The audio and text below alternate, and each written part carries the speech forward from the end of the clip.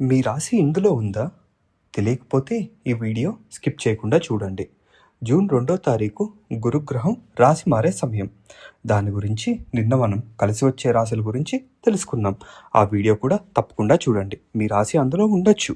అయితే ఇప్పుడు గురుగ్రహం రాశి మార్పు తర్వాత జాగ్రత్తగా ఉండాల్సిన రాశులు ఏవో చూద్దాం.